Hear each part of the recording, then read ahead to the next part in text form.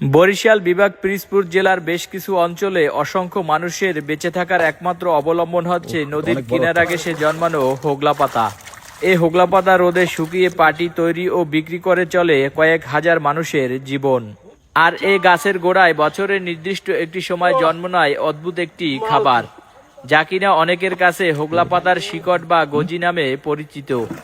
এই শিকড়ের সাদা অংশ ছোট বড় সকলের কাছে বেশ জনপ্রিয় একটি খাবার। আজকের ভিডিওতে দেখব 100 বছরেরও বেশি সময় ধরে প্রচলিত এই খাবারটি কিভাবে সংগ্রহ করে তার সম্পূর্ণ প্রসেস।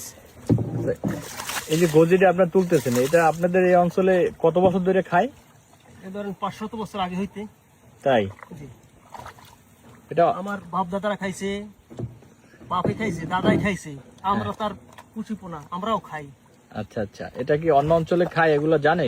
এগুলো অন্য অঞ্চলে খাই না কি সেটা আমি জানি না, এটা খাইতে খুব স্বাদ। আর এটা আপনার কোনখানে হয় বেশি? কোন চরে বেশি তো? চর মানে বুঝতে পারি না। মানে এই খালপাড়ের দিকে একটু হয় বেশি, যে জায়গায় একটু নদীর কিনারার সাইডে, নদীর সাইডে বেশি হয়। আচ্ছা, অনেক স্বাদ এগুলো খাইতে। আজকে আপনি তুলে এগুলো কি করবেন? এগুলো সব লইতাম বাসায় খাবার জন্য তুলতে আসছেন? সব সব খাবার জন্য তুলতে আসি। আচ্ছা আচ্ছা, অনেক স্বাদ কিন্তু এগুলো এককাল নারকেলের ফোকরার মতন। তাই যে কেউ খাইতে পারবে? সবাই খাইতে পারবে।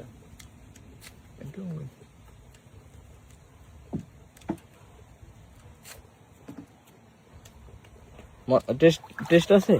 টেস্ট আছে নারকেল ফোকরার মতন, এগুলো সবাই খায়। বাচ্চারা খায়? বাচ্চারা ছোট বড় সবাই খায়। তাই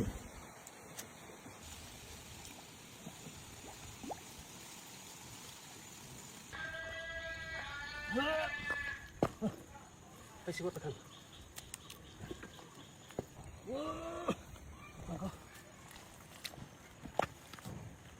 তো অনেক বড় দেখা যাইতেছে।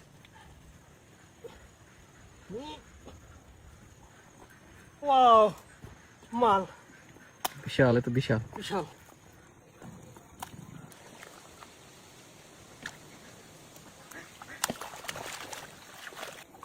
আবার সেই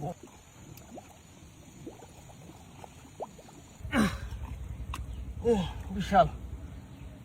ওয়াও, অনেক বড়। হ্যাঁ,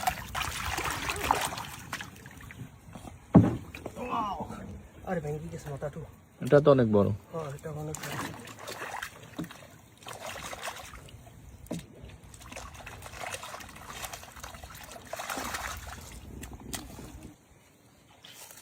অনেক পাইছেন ভাই? হ্যাঁ, অনেক পাইছে। খাইতে খুব স্বাদ। এই অঞ্চলের মানুষে কি এগুলো খাবার এখন সবাই অভ্যস্ত হয়েছে? সবাই খায় আমাদের অঞ্চলে। এগুলো কম বেশি একবার হলেও খাইছে নাকি? হ্যাঁ।